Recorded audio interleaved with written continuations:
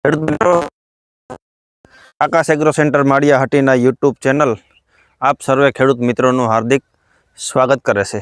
આજે આપણે વાત કરવાના છે ફુવારા પાક પદ્ધતિ કે કયા કયા પાકની અંદર ફુવારા પદ્ધતિ વાપરી શકાય।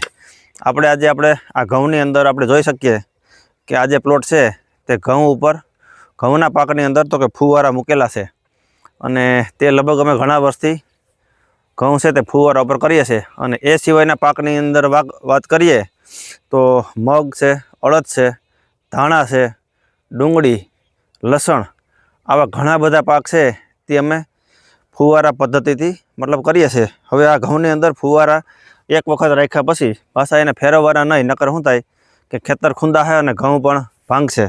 એટલે આવી રીતે જે ઢાળવાળા ખેતરું હોય કે જેની અંદર પાણીના મતલબ ક્યારા કરવા શક્ય નથી અથવા તો પાણી દળતું હોય, મતલબ રેતાનો અથવા રોડવું પડતું હોય, તો એવા ખેતરોની અંદર જે પાકો ફુવારા પદ્ધતિથી થતા હોય એવા પાકો વાવી અને સારામાં સારું ઉત્પાદન લઈ શકાય।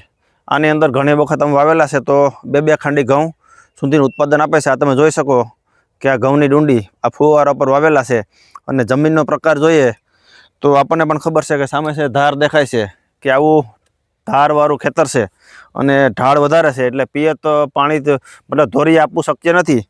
એટલે ફુવારા પદ્ધતિથી મતલબ અમે કરીએ છીએ। એટલે આવા જે લોકોને ખેતરું હોય અને ફુવારા વાપરવો હોય તો આવી રીતે આવા બધા પાકોની અંદર મતલબ ફુવારા પદ્ધતિ વાપરી શકાય છે। અમારો વિડીયો ગમ્યો હોય તો અમારી ચેનલને લાઇક, શેર અને સબસ્ક્રાઈબ કરો। જય જવાન, જય કિસાન।